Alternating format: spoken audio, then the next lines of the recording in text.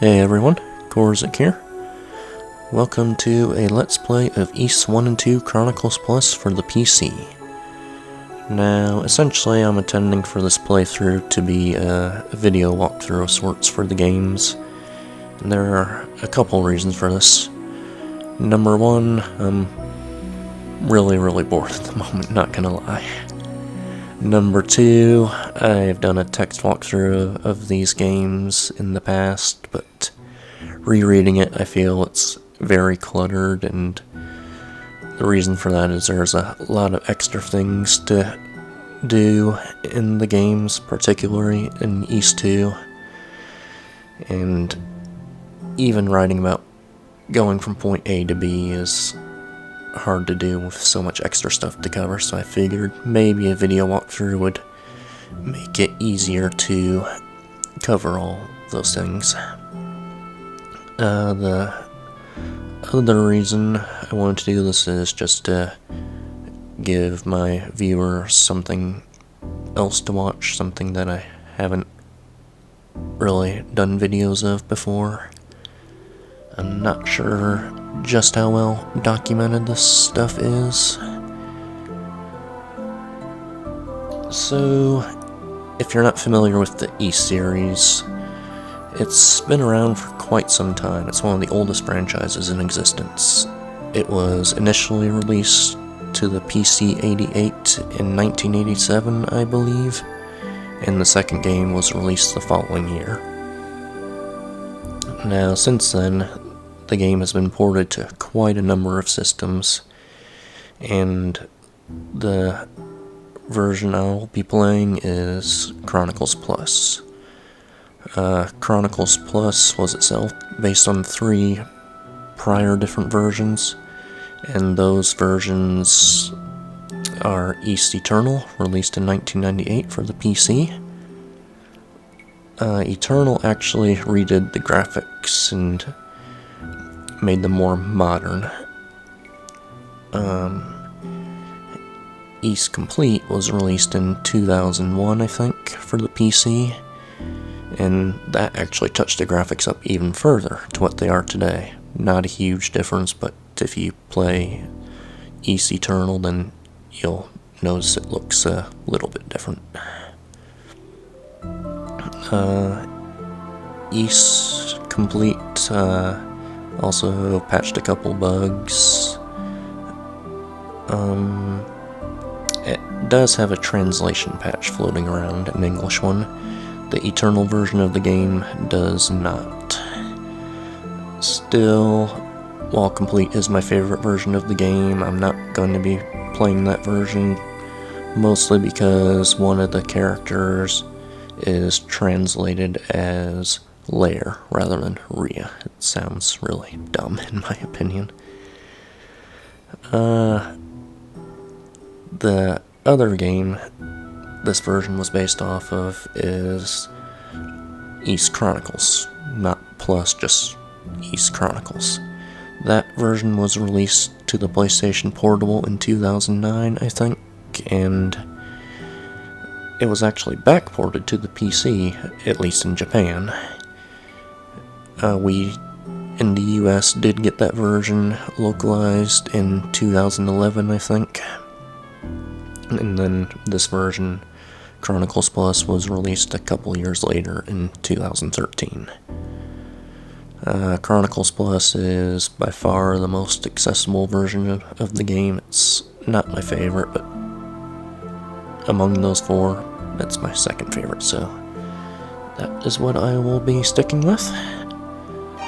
So, selecting new game, you get a game mode choice, and what this refers to is the artwork style that the close-up scenes will use. And I think also the movie scenes have a different artwork depending on what you choose. Chronicles, I feel like, has a more modern anime-ish feel to the artwork.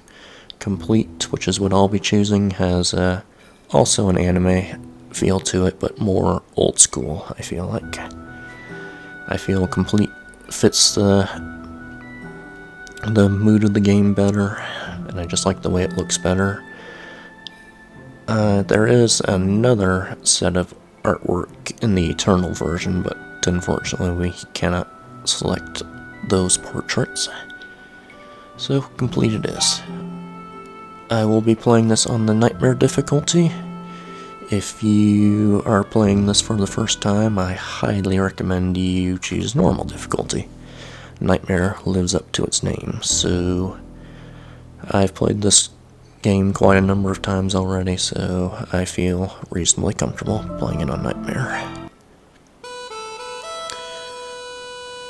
So I'll be quiet during the game's intro scene here.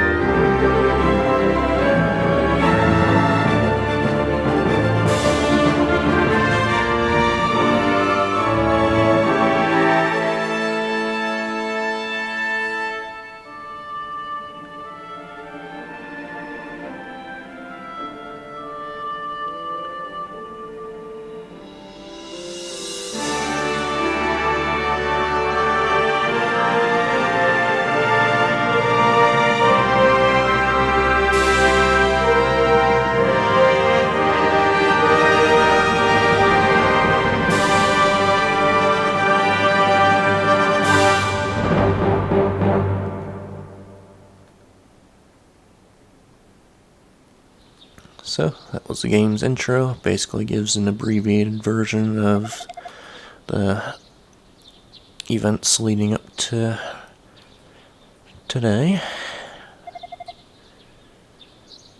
As you can probably tell here, I'm not going to read this dialogue aloud. I'll just leave that up to you guys. You can use your own imagination for that. So, the basic backstory is that Adel is a young teen, has a strong lust for adventure. Somehow or other, he hears about this country of Asteria, which is where Ys I takes place, that they're having a lot of troubles recently. And so he decides he wants to go here, see what's going on for his own for his own view, and he came here from overseas.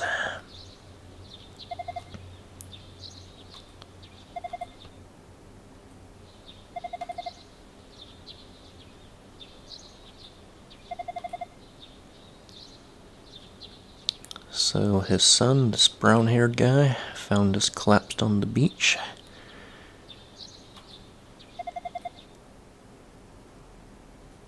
Says a monster was attacking us.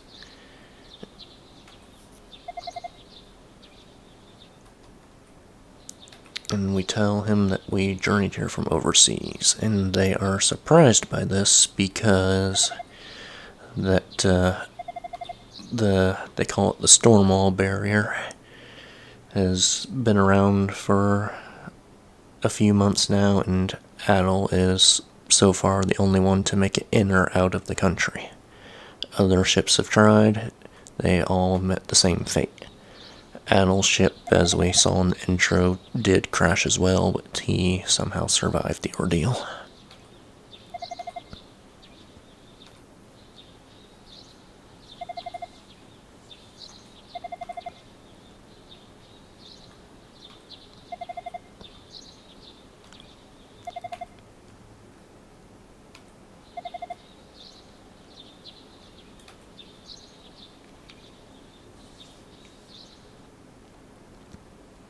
Alright, we are finally free to move around. I'm going to pull up my status to make things easier on me.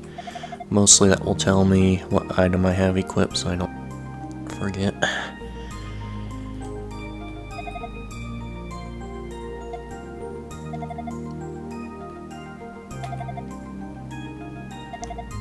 So they say that the portside warehouse is home base for the militia, and that Sloth is there, and we can talk to him if we want to.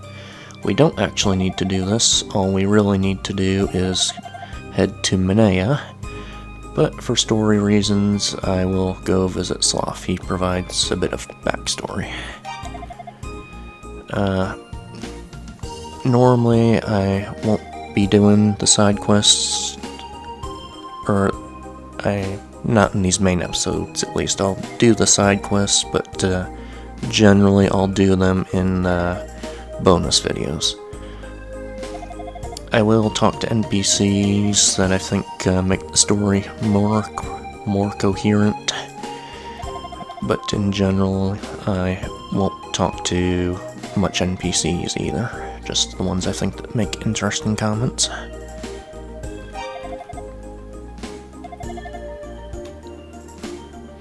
If you want, you can get healed here. We're not hurt right now, obviously. But I think they heal you for free. But unfortunately, it's rather out of the way in most instances. You can't get medicine from them. They say they're out of the plant needed to make it. And that will be the case throughout the whole game. They will never be able to make key medicine, but another clinic that we'll come to later will actually be able to do so.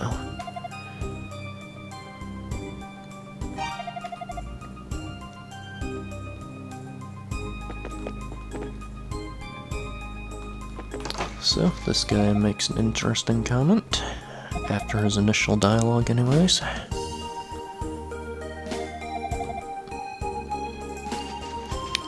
He says there's a fortune teller in Minea, and that she actually predicted the appearance of the storm wall and the monsters, and basically everything bad that's been happening recently. So we definitely should go have a chat with her. But as I said, first I'll talk with Sloth. He will give us some good backstory. He is in the militia. Oop, that's a dog. Sloth is in the militia, this building here, and actually if you talk to all the NPCs and then you talk with Sloth about every available topic, he will give you a free short sword. I will not be doing that because I don't think the short sword is particularly useful. for the first boss, I actually prefer the long sword. You can use the short sword if you want to, but it requires you to be one level higher, and the requirement for the first boss is already kind of obnoxious anyways. Which is why I'll be doing a couple side quests that I wouldn't normally show off. So, we tell Sloth that we've heard the land was cursed. This is one of the things NPCs would tell us if we actually bothered to talk to them. Again, I will do this in a bonus video. I'll talk to all the NPCs and show off the free short sword event there.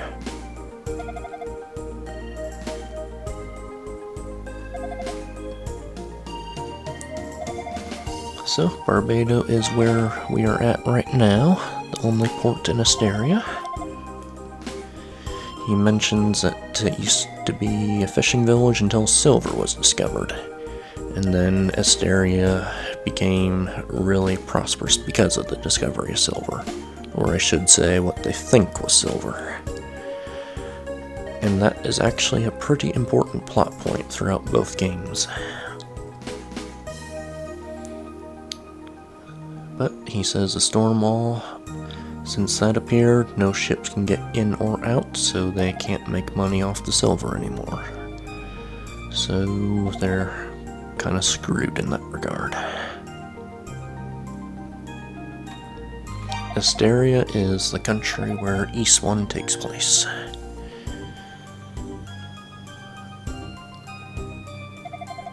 He mentions another village called Raston, destroyed by the monsters when they first appeared.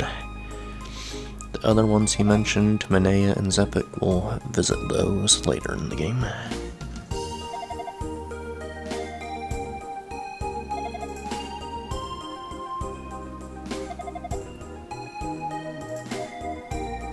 He mentions Promaloc, and it's said that Adel came from Promaloc, but I don't think Promaloc is his hometown. I think that's Adel's hometown is never actually named throughout the series. I might be wrong on that, but I'm pretty sure it's not Promaloc at least.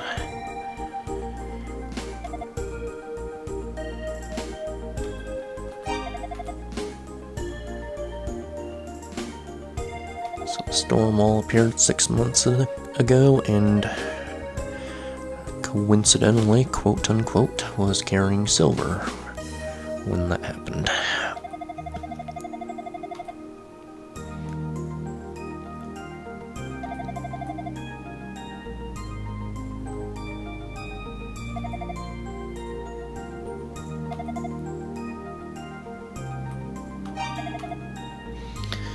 And also, coincidentally, monsters appeared at the same time the storm wall did, so what is that about, I wonder?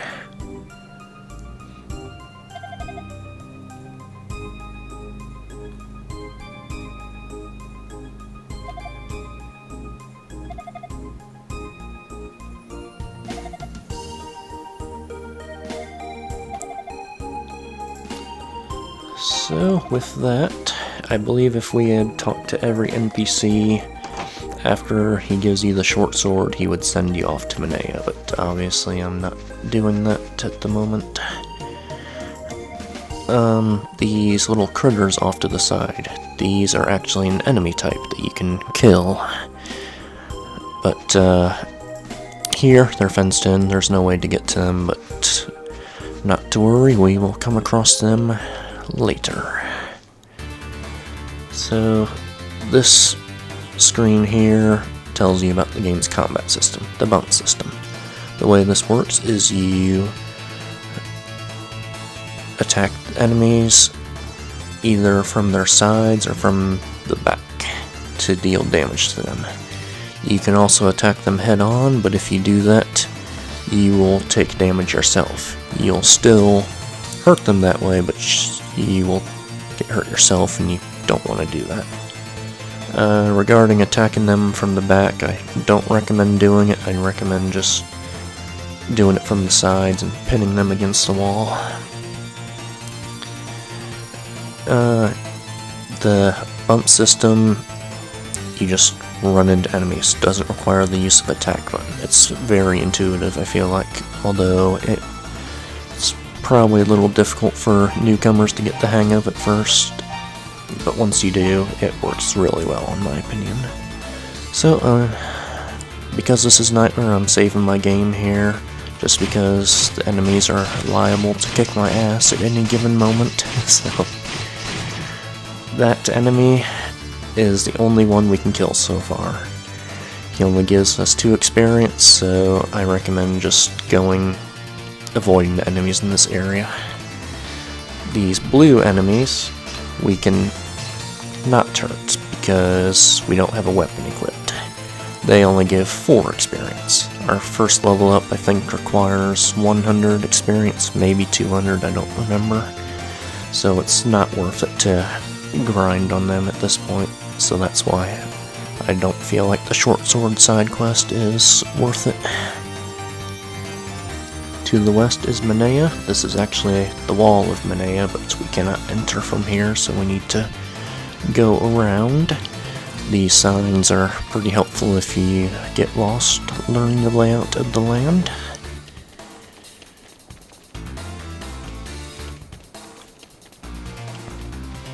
So, this here is Manea's entrance.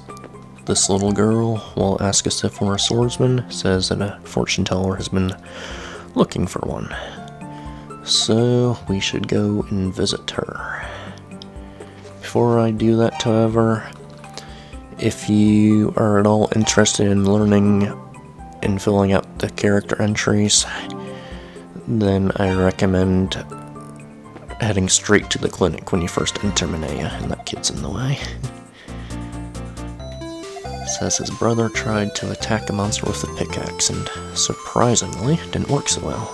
Anyways, this building here is the clinic. This guy is Dr. Klaus. He is really easy to miss. So, if you're interested in completely filling out all the character entries, I highly recommend going here straight away. If you don't, there's a good chance you will miss him later on. He only appears 2 or 3 times, and he's running all over the place. Like, if I were to follow him, which I'm not going to do, he would head straight out of town.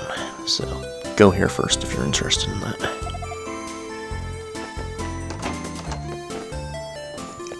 This clinic, we can get healed here for 20 gold, I think. We're not hurt at the moment. And she makes a funny comment if you attempt to get healed without getting hurt. You can buy medicine from her for 300 gold. I don't recommend doing this. I recommend that you instead heal yourself by standing still. And the way that works is you stand still in an outdoor area or an area with open air. And you just wait a few moments and your HP will gradually increase. But if you're impatient, you can buy a heal potion here, 300 gold. If you happen to be playing the Eternal version of the game, it's actually 1000 gold, which is a rip-off in my opinion.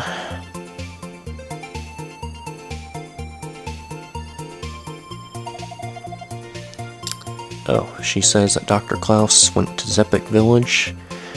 If I were to follow him, I would see him leaving Manea, but I would not find him in Zepik Village. I've tried various points in the game, but as far as I can tell, he is never seen there throughout the game, at least.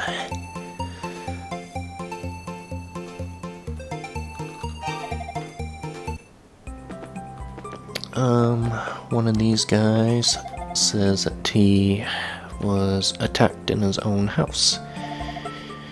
Was hit from behind, thinks it was one of the thieves in the area, and the person stole a silver shield that's been in his family for a while.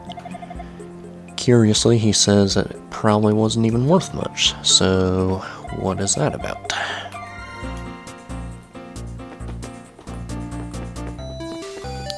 Speaking of stolen silver items, this girl Says she had her harmonica stolen, made of silver.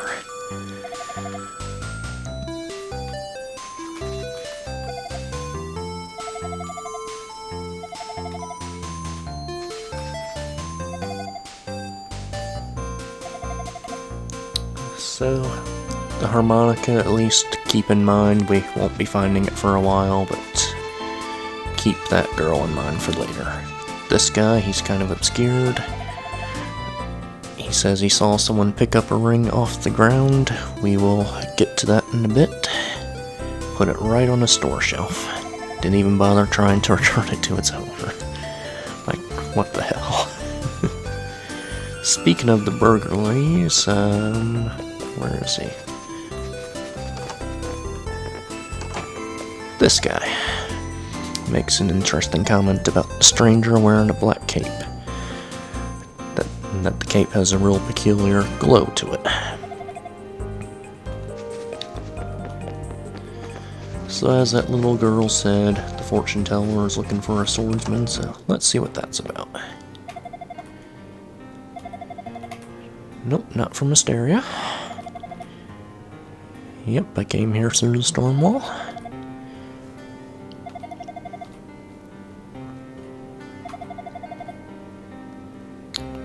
But she will not tell us what she wants without us getting some equipment, so it sounds like it's pretty dangerous, whatever it is she wants.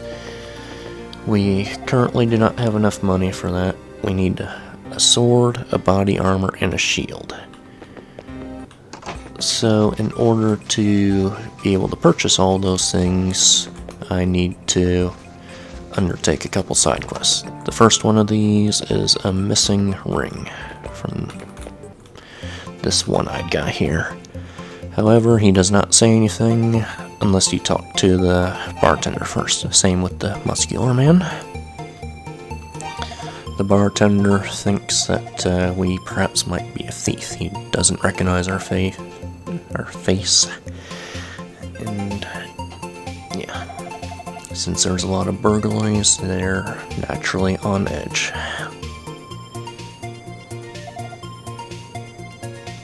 So after you talk to the bartender, you can talk to the one-eyed man, listen to his request, and he will say he dropped. Sorry about that. He dropped his sapphire ring as a gift for his wife. That's why he's so worried about it. He suspects it's the thieves doing, as if you remember, I talked to that one guy who says he saw someone pick it up off the ground and put it on a store shelf, so we'll check that out. The muscular man, you don't need to talk to him if you don't want to, but he does mention something really curious. Have a drink with him.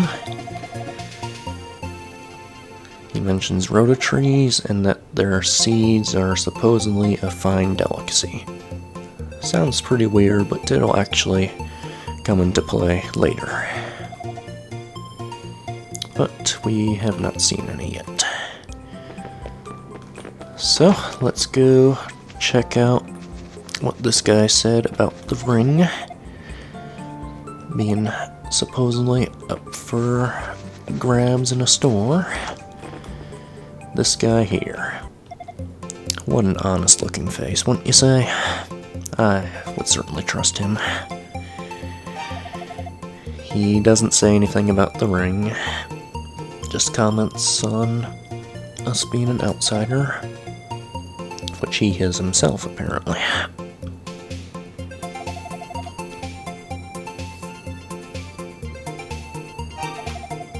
He does also mention being burglarized by the thieves. He mentions a gold vase and a silver armor has gone missing from the store, but as we'll come to find out, he is full of crap.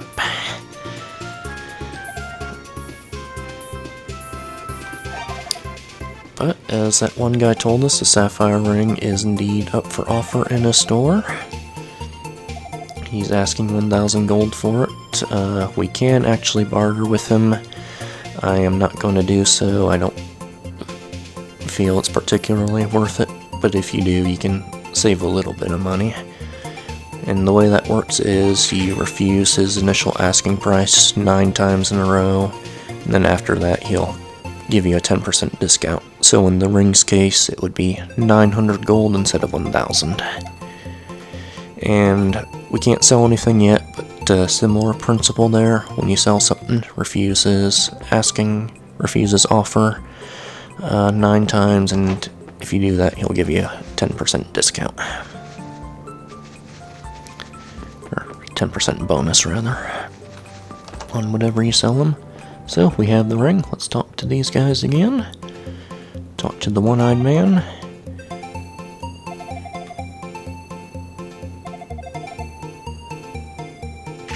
And he gives you 1,500 gold in return. So that's a net profit of 500 gold, 600 gold if you barter. If I bartered, 1,600 gold would be enough to buy the whole first set of equipment, but as I mentioned, I want the second level sword. The first level sword is not enough for the first boss. So, in order to do that, I am going to do another side quest, and this is a hidden one. I don't remember if any NPCs make reference to this or not. That chest over there, we need to loop around to get it. These red enemies are what actually put us in the clinic at the beginning of the game, so be very careful around them. Those are the rebels. Crap. Okay. So, this chest is slightly open. Most chests are locked. There is actually another chest here on the plains further south, but it is locked. We can't get to it. Or we can get to it, we just can't open it. Anyways, that was the bestiary potion I just got. Equip it, then use it. When you do that, you'll drink it, and what that does is it... shoot. Okay, this is what I was talking about, standing still to heal your health. The bestiary potion, I'll go over that in a bit. First, we have this, you might not be able to see it real well, but there's something sparkling at the bottom of this pond here. And this was a golden vase. If you remember, Pim mentioned that, the pawn shop owner. We will sell that to him in a little bit, but first I am going to make my way to Zepik to start yet another side quest. This side quest I'm about to start will give us some much needed experience to face the first boss. It's not necessary, but I recommend doing it just for the experience. What you do, you enter Zepik and you talk to this lady here. She says she woke up this morning and her husband, Luta, was gone. Probably sleepwalking.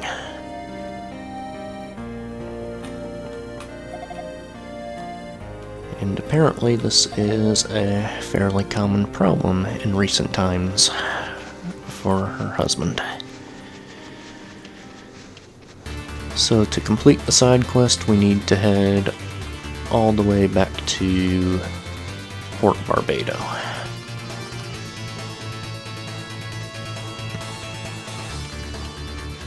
Before I do that, I am going to stop in Minea, sell the golden pedestal, get my equipment bought.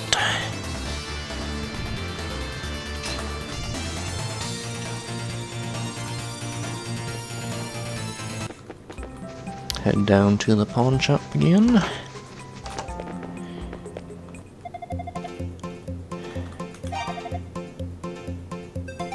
I'm gonna buy a wing. What this does is it allows you to warp to Minea from anywhere. Unfortunately, it will not allow you to warp to the other villages, Barbado and Zepik. But it's real handy for escaping dungeons, otherwise you have to walk all the way out. Pain in the ass.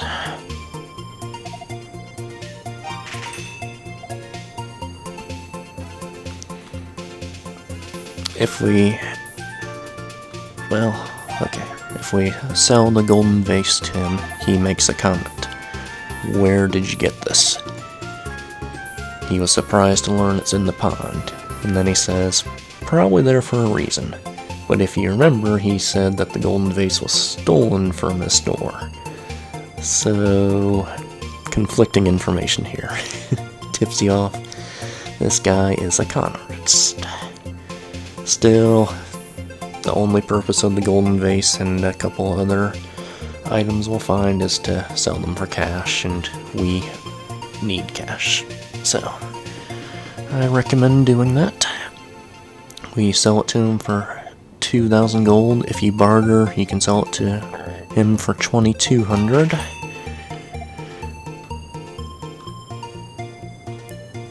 Oh, and if we speak to him, he BS's us about,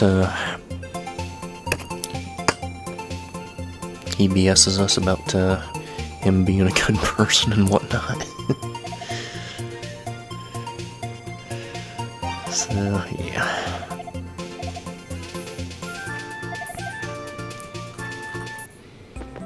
With that, we have enough money to buy the equipment we need for the first boss. So, head down here, weapon shop, and I am going to buy the long sword. He just gives you combat advice, what you saw in the game's tutorial combat screen.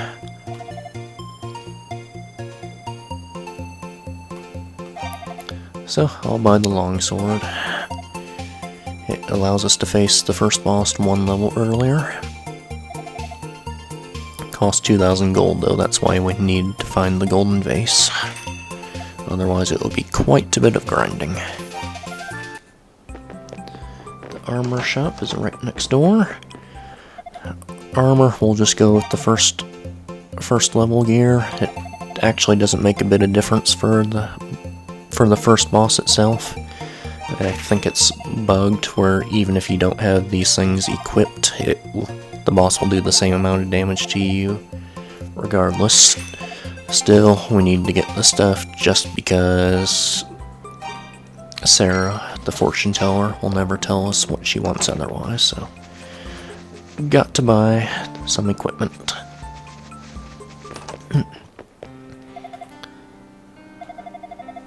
So, she asked us if we're familiar with the books of Ys. I'll pretend that I am not familiar with them.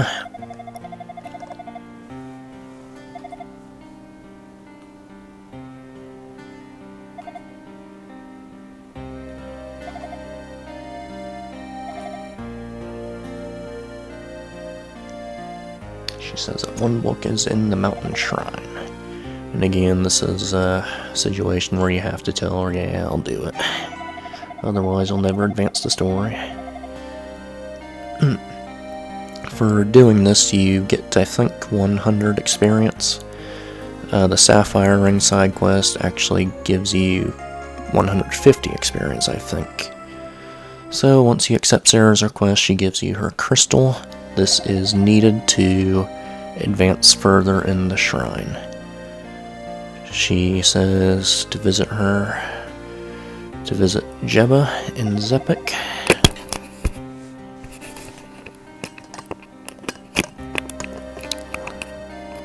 Sorry about that, mic fell down. And that her aunt knows a bit about Ys's history.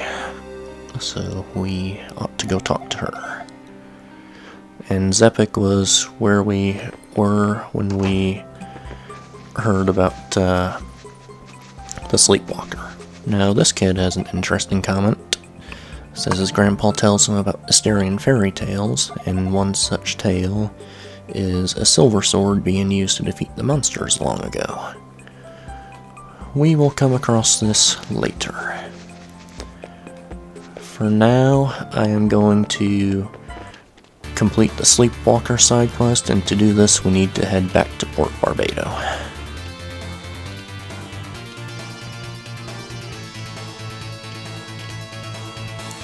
Now that I'm equipped, I can kill these guys pretty easily. They don't pose too much with armor, they don't pose too much risk to me, but is nightmare difficulty. The enemies can troll you, so do be careful of that. So, go back to Port Barbado and into the clinic. Talk to the doctor. He'll talk about your sword. Now, this comment, if you're being thorough, you'd probably encounter this after getting the free short sword from Sloth. We need to have this little conversation with the doctor about the sword before we can advance the Sleepwalker side quest. But because I never got the free weapon from Sloth, I have to do this little dialogue now, and I have to exit and re-enter the village real quick. Doing that gets the triggers in order for the Sleepwalker's quest. So head back inside the clinic, and here he is. Apparently he got himself lost, but he says he can make it back on his own.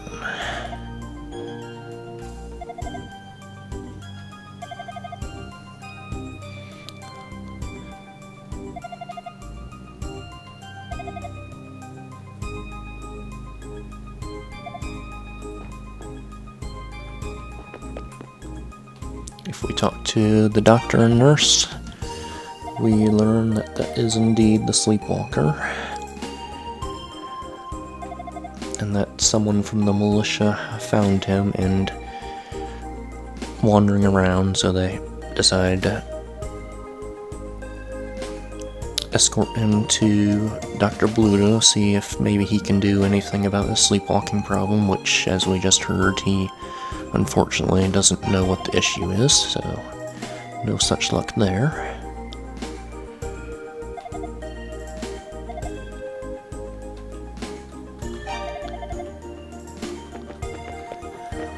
Well, Luda said that he could make his way back to Zepik on his own. As it turns out, he is not actually able to do so. If we were to go back to Zepik, which I'm not going to do, I might show it off in the bonus video. If we were to go back at this point and talk with his wife, she would say, no, he hasn't returned yet. He's probably sleepwalking again. So, we have to go search him out. He is up here.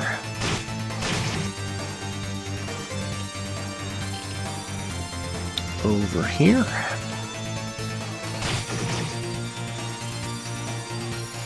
He is on this screen here.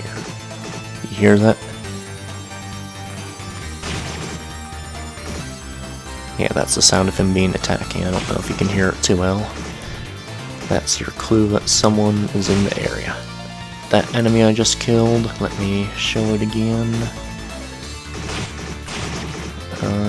Where is it? These guys. These are the Pickards I mentioned before. This is the only area in the game where you can kill them and learn their monster stats. Speaking of learning their monster stats, the way to do this is the Bestiary Potion that I found earlier. You drink it, you kill an enemy a certain amount of times, and you will randomly learn one of their stats.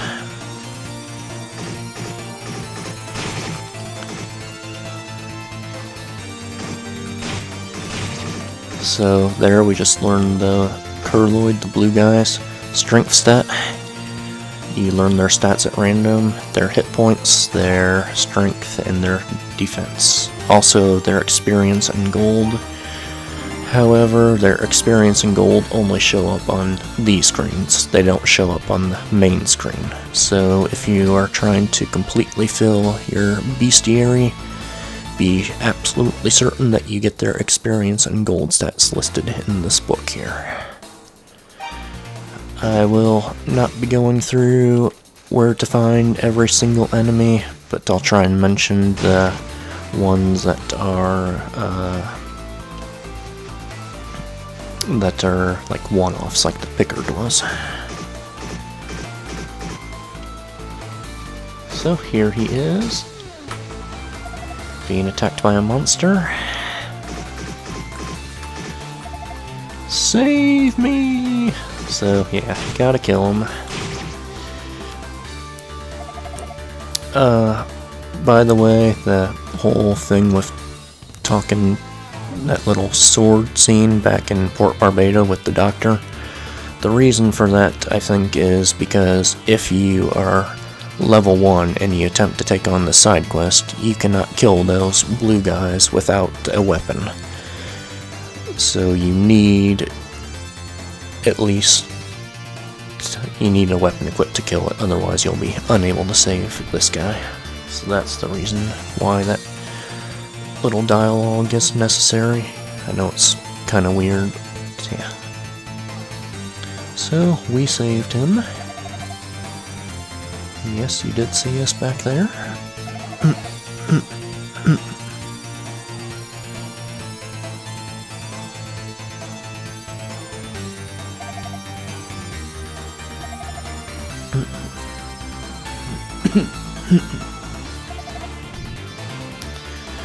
And, oddly enough, he's had this problem for 6 months.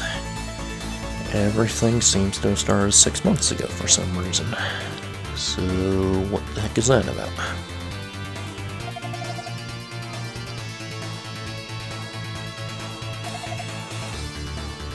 So as we can see, he should have accepted the militia's request from Port Barbado.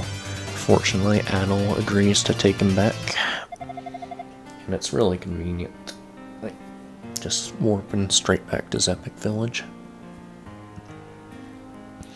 So as I said, the reason for doing this side quest is to get experience. It gives us 500. Unfortunately, if you happen to be playing the Eternal version of the game, which, as I said, doesn't have a translation patch, so I doubt you're playing it, but if you are, it actually does not award experience. It just gives you dialogue. But for this version, in the complete version, it does give experience, and this will put us really close to level 4, so that's why I wanted to do it.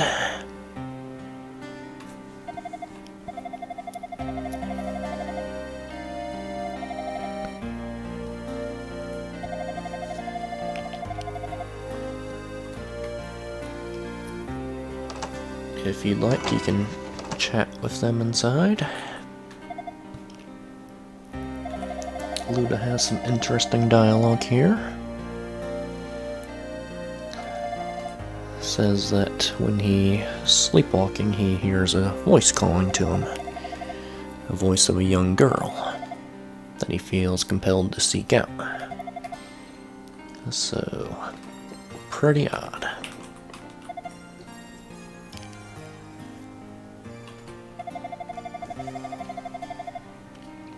I got something in my eye, just one moment.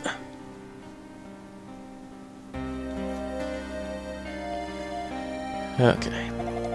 Yeah, and she makes this funny comment here about tying him to the bed.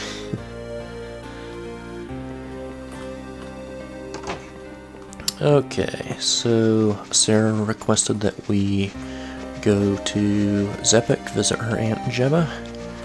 Before I do that, I am going to do another side quest, or start it at least, completely optional, but again, it gives us some backstory. That's all it gives us, but because it gives us story, I'll show it off. Oh, that was the wrong NPC. This lady makes an interesting comment. Says the mayor is acting quite bizarre. Something about giving the thieves everything he owns. So, what is that about?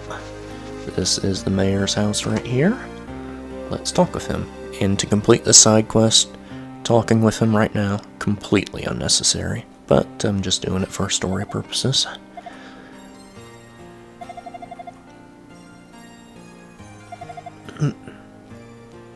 So, yeah. We'll just say that we have to... yeah, tongue-tied here. say that you'll keep the conversation between you. The village's charm of protection, the silver bell, stolen by thieves. And he really, really wants to get it back. So he wants us to try and negotiate with him. But he doesn't want the villagers to know, because it would cause a panic, so you'll help him. It says the thieves' den is north on the mountain.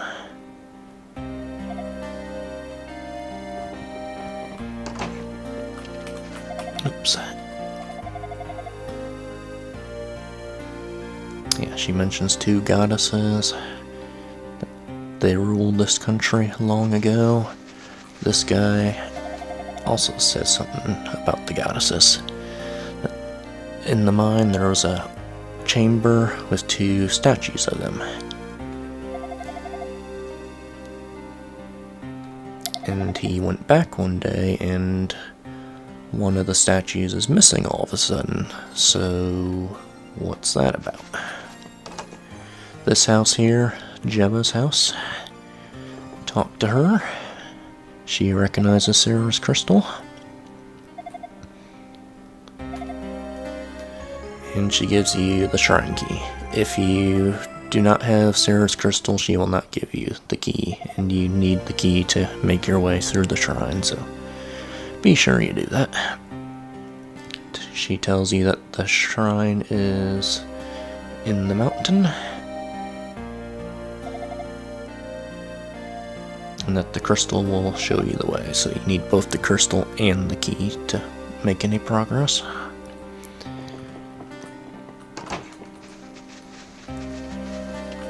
Let's see, this lady makes an interesting comment.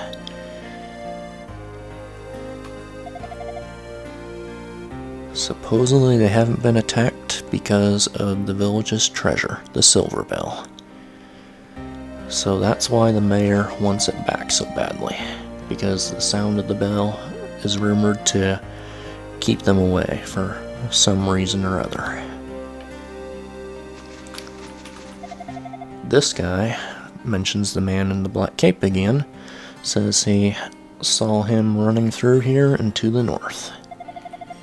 If you remember, the thieves' den is up to the north. And speaking of the goddesses, again, there was one other person.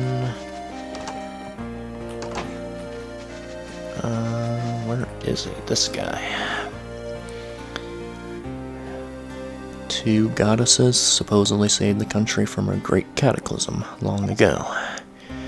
However, he's not so certain that the goddesses actually exist due to all the recent trouble. Regarding the thieves, he has an interesting comment. Everyone hates them, but he thinks that they're not so bad. Says that he was actually saved by them once.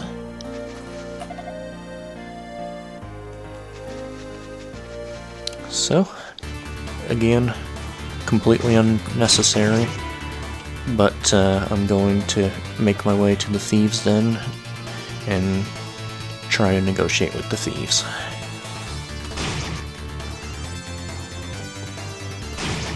That is this building here, and these are the lackeys here, this guy and the guy here with the green hair. They don't say anything to you, so you have to talk to their leader.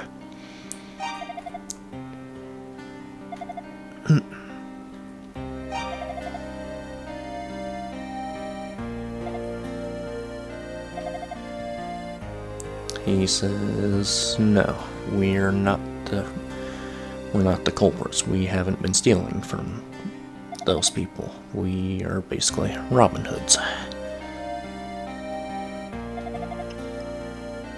He says, if you don't believe us, look around.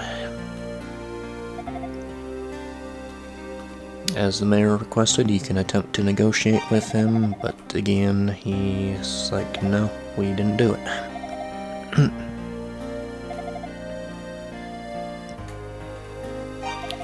Now, if you want to, you can relay this conversation back to Zepic's mayor. The mayor will make a comment about the man in a black cape, as we saw one of the villagers saw a man in a black cape running through Zepic and towards the mountain, maybe towards the Thieves' Den. And so you can come back to the Thieves' Den again and confront Goban, the Thieves' leader, about the man in the black cape, but again he'll deny any wrongdoing. As he said, though, we are free to search his place, see if we find any silver. We don't. These barrels and crates, we cannot interact with them. This chest is always empty. Up here is a passage leading to Darm Tower. We will go there a bit later in the game. By the way, after talking to the Thieves leader, these guys actually do have things to say. And I think this is the only way to get their character entries. I think if you talk to them before talking to the leader, then their entries don't show up in the book. So if you're interested in that, then keep that in mind.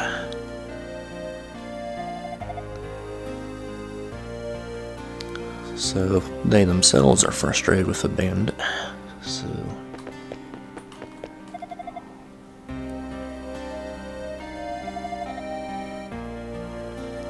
at any rate, that is all you can do for the Silver Bell side quest at this point.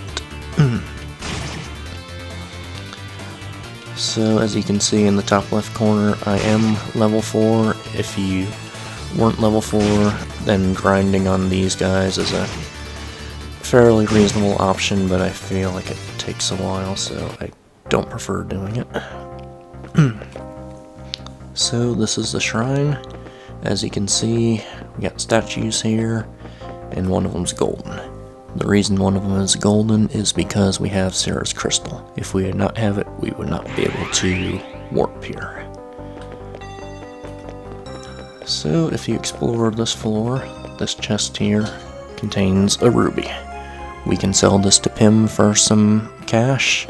I will do this later. It's completely optional. I just am picking it up so I can buy some armor a little bit later. This chest is locked. We need a key for it, but we have yet to find one. So, make your way through here.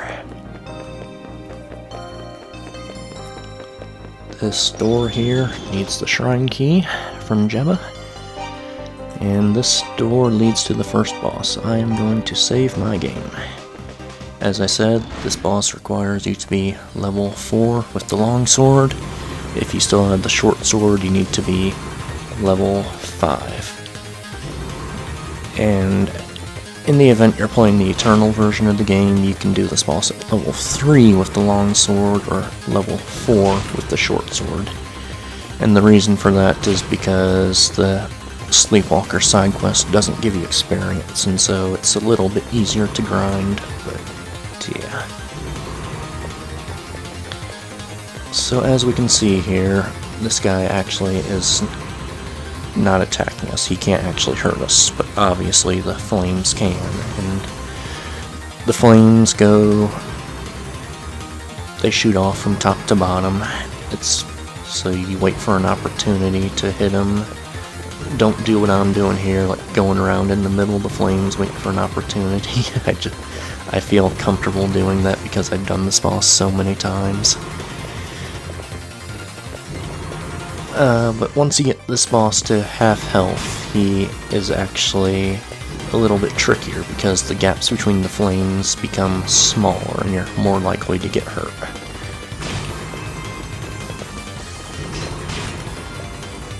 So I think it's 12 hits for this guy on Nightmare. He's actually pretty difficult for a first boss.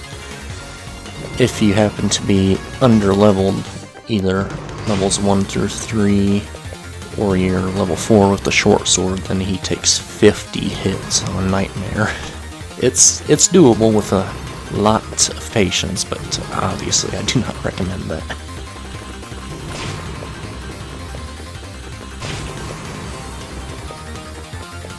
I know I'm making him look easy, but he's pretty difficult for newcomers, I would guess. But we've managed to defeat him. And somehow, don't ask me how, defeating him manages to burst down the wall in the back here. So, head down there, and that leads to the lower levels of the shrine. I will stop the episode here for now. As I said, I will make a bonus video with going over a couple things, the free short sword side quest, and a couple interesting but optional interactions that I didn't show off here. But yeah, for the most part I'll be doing the main story stuff in the main episodes and the bonus or side stuff or whatever else I find interesting in the bonus episodes. But anyway, that's all I have for today. I hope you guys enjoyed. Thank you for watching.